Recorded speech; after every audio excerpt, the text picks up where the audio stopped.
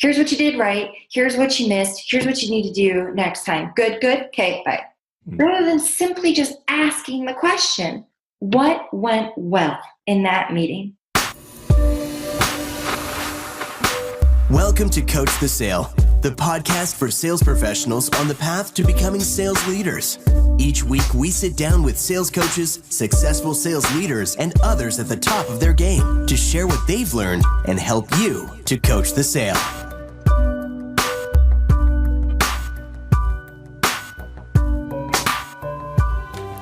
Hey everyone, Matt Heyman here, episode number 2 of Coach the Sale. I'm pleased that you've taken the time to download the episode and I hope you find it useful and enjoyable as always. Today, I'm joined by Mary Grothe. Mary is the CEO of a company called Sales BQ. Now, Sales BQ is an interesting organisation. They help CEOs and VPs of sales who want to better understand what's holding them back in terms of growth. And that's usually through understanding their sales process, their sales professionals, and helping them improve both of those. The BQ in Sales BQ, as Mary explains, stands for behavioural quotient. And in this episode, we're going to go deep into some of the underlying motivational factors that both hold people back and motivate them towards becoming better at what they do. So if you have an interest in human behaviour and how that impacts on both your performance and that of your team, then this is the episode for you. Let's get straight to it with Mary Grothe. So Mary, welcome to the show. How are you doing? Having a good start to the morning, thanks. Excellent. So Mary is the CEO of Sales BQ. For some people, they may not have heard of Sales BQ before. Why BQ? What does the BQ stand for, and what's the story behind that? BQ is the behavioral quotient of behavioral intelligence.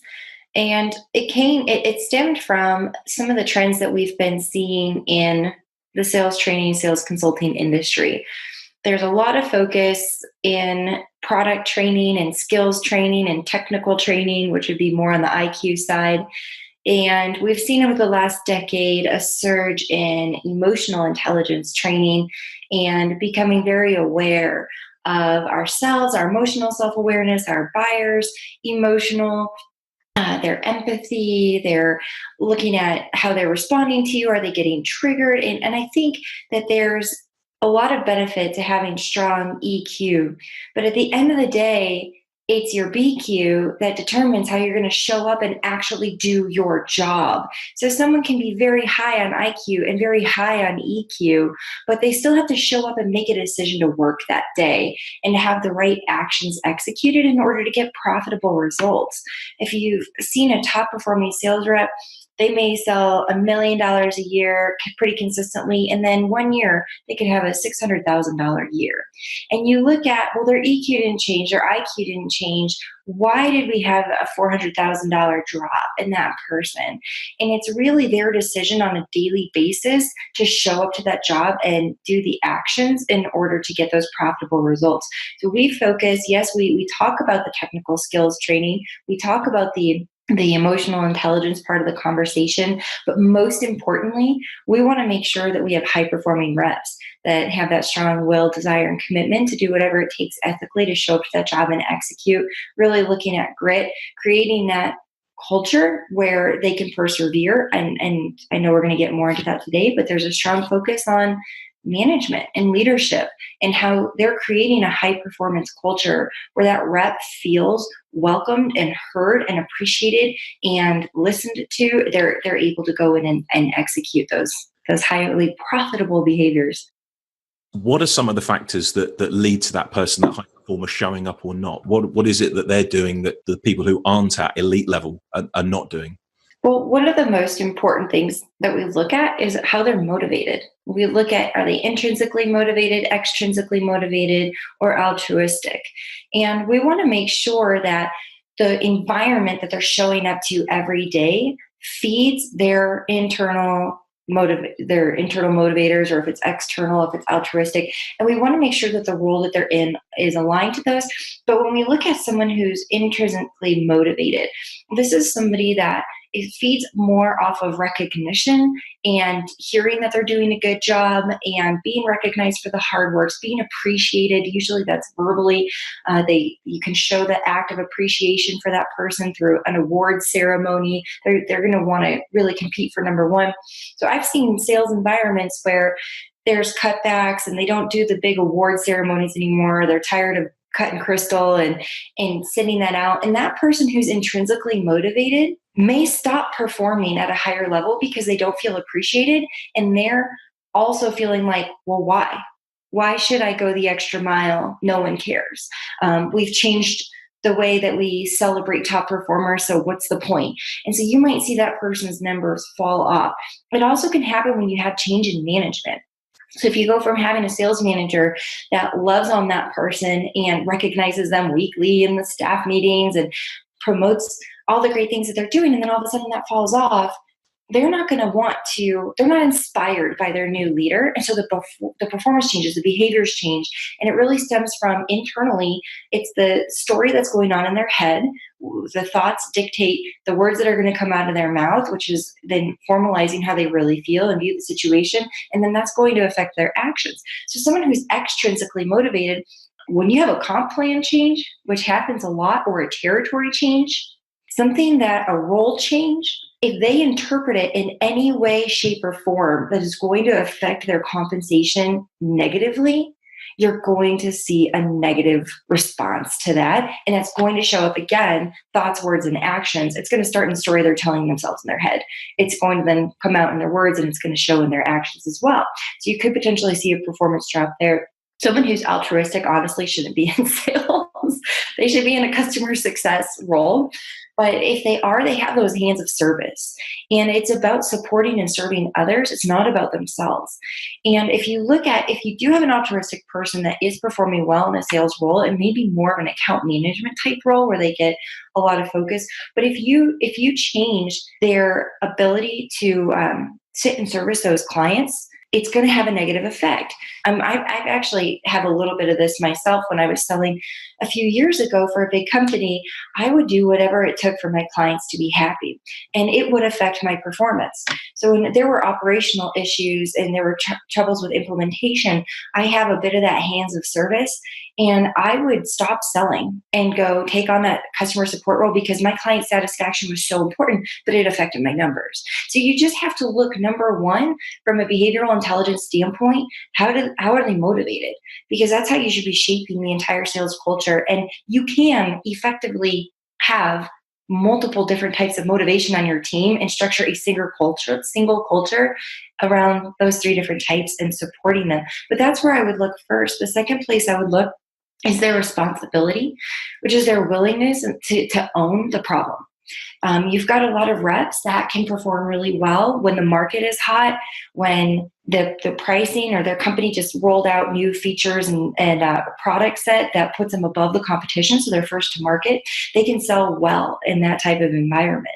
But as soon as you've got a down economy or the competition that has a step ahead of them, they don't own that. And it's not their fault, and it's everyone else's fault around them, and you're going to see a decline in the numbers. So we've got to have that responsibility conversation. That's a big coaching conversation to determine how much of it are they really going to own, and getting ahead of some of those market events that might happen so that they can still be a top performer. But it's not even just what's happening in the market. It could be internally. It could be new operations person who doesn't own it. It could be a new sales manager. So we've got to work with those people to make sure that they own that responsibility. But there are a lot of traits of behavioral intelligence that those are the most critical. If you're a sales manager aspiring to be a sales leader, what are some of the characteristics, what are some of the traits that the person should be looking out for amongst their team that may identify the person as having that intrinsic versus extrinsic motivation? Sit down and have a conversation outside of the numbers. Find out why they get up in the morning. Find out how they prioritize their day. Find out the whys behind them doing the job the way that they're doing it, whether it's they're doing it well or they're doing it not well. I would carve out every single task and responsibility that you've asked that person to do in the role. So I'm looking at the core mechanics of the role, what they're expected to do from a research and profiling and prospecting standpoint, how you expect them to be running the sales conversation. Do they have a scripted needs analysis? Do they have a form that they have to fill out and report back that they got all the fields covered? Is there a demo step? Are they bringing in a sales engineer? And how are they closing? How are they doing proposals? How do they set expectations with their prospects about buying? How do they manage their time? How do they utilize the CRM? And how are they with self-reporting numbers? But I would look at every single piece of required tasks that they have in order to do their job effectively. And I would sit down and have a conversation with each rep and learn, do they like it? Do they not like it? Are they good at it? Are they not good at it? And rate that out. And oftentimes what we'll find, I had a coaching call yesterday with a rep, and he's a top performer, but he's a bull in a china shop. He's so disorganized and he's a disruptor. He's a great hunter and a conversation starter, but his ability to follow through on anything is deplorable. But the guy is opening up so many qualified sales conversations. If we just carved out the area that is consistently bringing him down and gave that to someone else, and he was solely a hunter, he could drive so much revenue for this company. But he's not converting that revenue because he's terrible at follow-up. So what a great sales manager can do is intimately know his people, talk through that conversation, dissecting those tasks, but also being able to understand when you ask them those questions, you're starting to find out what makes them tick and what drives them. But you can ask that question point blank. So after you get through all of the tasks and duties, do they like it, not like it, are they good at it, are they not good at it, looking at what really motivates them and getting the why behind it. From there, you need to, as a sales manager, take a look in the mirror. Is the way that you are running this team conducive to a high-performing environment? Do you have an option to carve out the tasks that they don't like doing or they're not good at doing, which means they're not getting done, or if they are getting done, they're not getting done well. So it's slowing down the productivity of your team. Do you have an option as a manager to carve out those tasks and put them with someone else who can effectively do them, or adjust and shift the roles of your people so that you've got a hunter and you've got a closer, et cetera, putting them where their strengths are? And then as a manager, how do you shift your communication, how you shift and change the conversations that are happening in your one-on-one meetings to empower each of those individuals? If they're extrinsic, make that meeting about how to break that comp plan. Make the meeting about how do we cut out all the noise and get you to the highest performing possible so you can make the money that you're here to make. If it's intrinsic, how do we get you to be number one? And it's planting the seed. You're teetering between number 1 and 2. I need you to get to this level. What do we need to do? Let's talk about what's in the pipeline. What can I help you with progressing that so we can get you up the ranks? It's the exact same conversation. You said it completely 2 different ways. And each of those reps is going to hear that differently. And they're going to feel valued and they're going to feel heard. How does a manager or a sales leader who has identified those traits amongst their sales team, how do they then pivot towards actually moving away from managing the day-to-day to actually coaching and extracting the very best from the team? The easiest way to think about the difference between managing and coaching, managing, you're telling them what to do. But a great sales manager brings in the coaching conversation, and they ask questions rather than tell. And it's a conversation where we can get the salesperson to have the words come out of their mouth, whether they're high performing, not high performing, they're hitting their number, they're not missing their number, and they can tell us, then they have the buy-in because they said the words. So example, a sales meeting debrief. This is where I see so many sales managers miss an opportunity with their sales rep. They will just debrief that sales meeting. They tell them how it is. Here's what you did right. Here's what you missed. Here's what you need to do next time. Good. Okay, bye. Rather than simply just asking the question, what went well in that meeting? And don't stop there. When they say, well, I feel like I said a really great opening statement. I felt like we were completely aligned. It was a really good agenda. And okay, great. So then how do you think that helped you when the prospect told you they only had 20 minutes because they had a fire coming up? How did that help set you up because you had that communication? So it's then then expanding on the conversation, and it's then giving them an opportunity to reiterate all the learnings that you've given them to this point and how they're really absorbing it and adapting it. And it's creating the conversation. What didn't go well? What could have been done better? What was missed? And then rather, if they give you a response and then they completely miss something that happened, say, well, what about when the prospect asked this question? Do you think that's what they really meant? Do you think there was maybe more behind that question? Tell me how you heard that question. What did you hear when they asked that? If we pose a question that way, rather than saying, oh, one thing I noticed is that when the prospect asks this question, I don't think you heard it right because you went down this path and what I heard was this, then what did you hear? Help me understand why you went the route that you did. Now, all of a sudden, that rep is having a conversation with you and the words coming out of their mouth. That's where the awareness is. And they're like, oh, I totally missed that, didn't I? But now they own that. Do you think as well there's part of this which is also about encouraging the rep to sort of think about every sales interaction as a parallel process, keeping aware of what's happening in that conversation whilst it's taking place? Exactly. A lot of coaching conversations are met by a very defensive salesperson. And if you can't have an opportunity for them to be in agreement with what you're saying, they're not hearing you. In a phone conversation or a conversation that can be recorded, giving them an opportunity to hear a playback, there's no arguing. They hear it. There's no way that they can say that didn't happen. And embedding those types of tools are very critical in the coaching conversation as well. And creating that awareness when the coachable moment happens in the playback of a recorded call is key. Because then they can really pause, they can listen back to it, they can read the feedback, they can look at it simultaneously.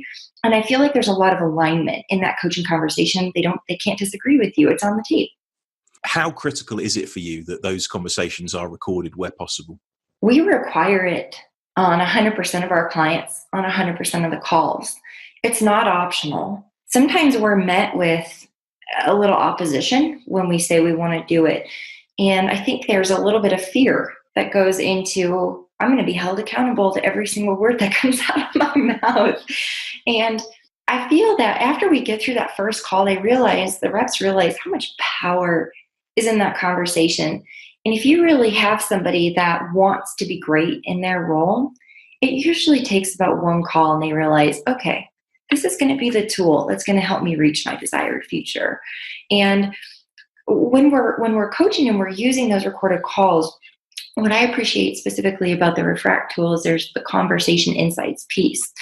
And it runs the analytics for us as well. And I feel like it's a quick cheat sheet for the rep to have some benchmarks where they can say, okay, if at a minimum I can compare myself against the calls and look at the progression, I can look at these 4 or 5 key areas. How many questions they're asking, what their amount of talk time is, acknowledging their filler words, the meaningful switches, and engaging that prospect in the conversation. At a minimum, they can look at those benchmarks and say, okay, if without even getting completely granular in every single word that was said and the quality and effectiveness of the conversation and the pivots and the quality of questions asked, we can look at those minimum benchmarks. So we're able, by pulling those out and having that conversation, we're able to see effectiveness increase in the quality of the sales call just by those pieces alone, not necessarily really getting granular into the quality of questions, et cetera. That's kind of phase 2 for us because those take longer to work on and to coach with the rep. But for us, recording the calls, it's non-negotiable, and it's changed the name of the game in our practice. We have sales reps that we recruit and hire and bring on for our clients that are selling deals in their first week, second week, first month. They're hitting their ramp. But it's because we don't give them that 90-day or 6-month excuse to just go, quote unquote, figure it out. Where they're walking with them side by side. We cut through that ramp so quickly with the ability to record the calls and hear themselves on that playback. And the self-awareness that's created creates a lot of drive and motivation within themselves to not sound like that anymore. Ramping in a new role is very difficult. Learning a new product or industry is extremely difficult, being in a sales role. And when they get to hear themselves on the playback, I feel like they have the self-awareness to say, okay, I know what my blind spots are. I know what I need to work on. I got to rehearse and work on that value prop, et cetera, or this type of statement or these set of objections. And seeing them be relentless in their practicing so that they can cut through that ramp, really the employer is benefiting because they're getting return on their sales rep very quickly. But I would say that's because we're recording the calls and holding them accountable. What do you think is holding people back that's preventing them from embracing coaching? There could be lots of factors, but in your experience, what are some of those key factors that are holding people back? Well, has anyone ever taught them what a coaching conversation is? I mean, where's the development for our sales managers?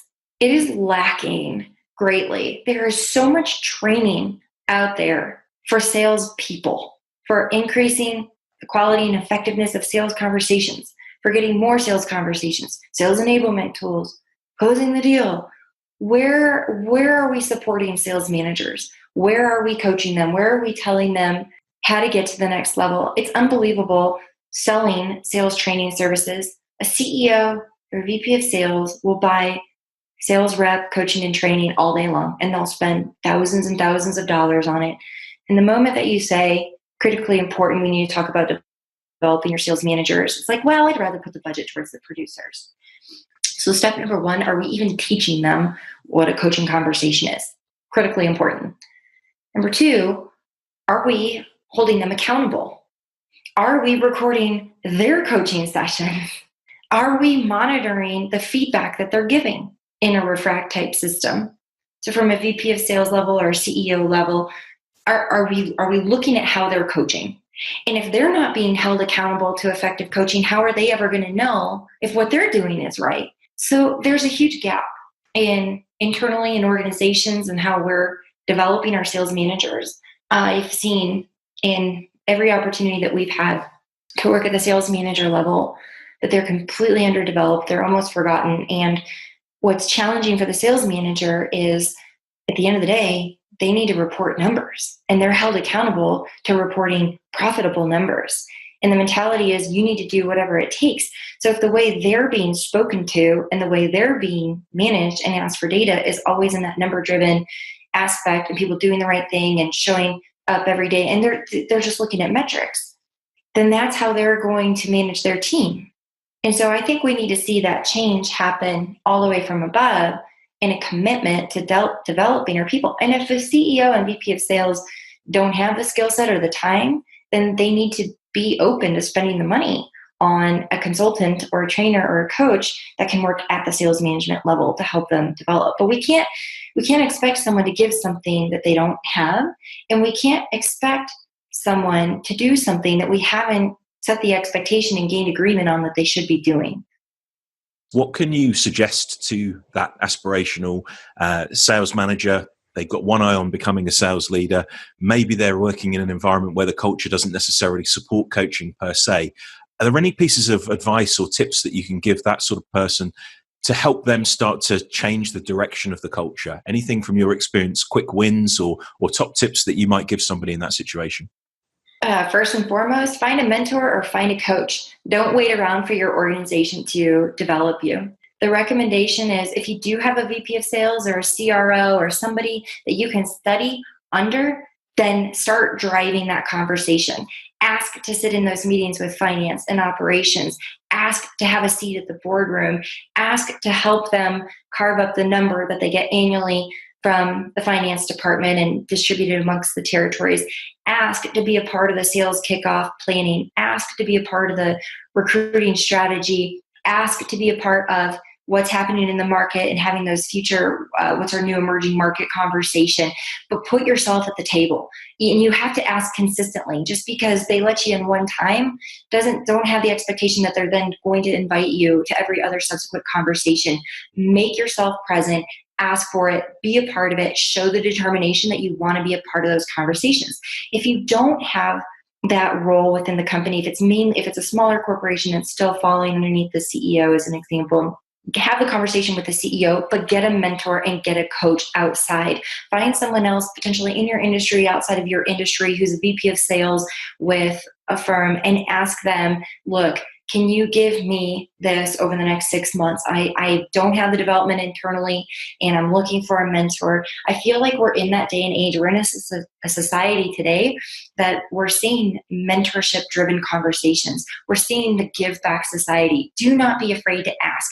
Go find a prominent sales leader in your community, study under them, but also get a coach and get somebody that can get granular with you and help you in the day-to-day conversations. But go sit in those meetings. Don't wait for somebody to proactively come to you and ask if you want to be developed. Go after it and find it yourself. Excellent. That's a great way to end the interview. Effectively, what we're saying is demonstrate the behaviour that you want your reps to exhibit. So I think that's a really nice way to round things off. Mary, how can people find out more about you and the work that you do over there at Sales BQ? You can learn more about us at salesbq.com. And I'd love for you to connect with me on LinkedIn. I'm very active on the platform and would love to have you as a follower and engage in your content as well. Super. Thank you very much for your time, Mary. All the best. Thank you. Thanks for listening to another episode of Coach the Sale. For show notes, sales coaching resources, and more, visit refract.ai/coach.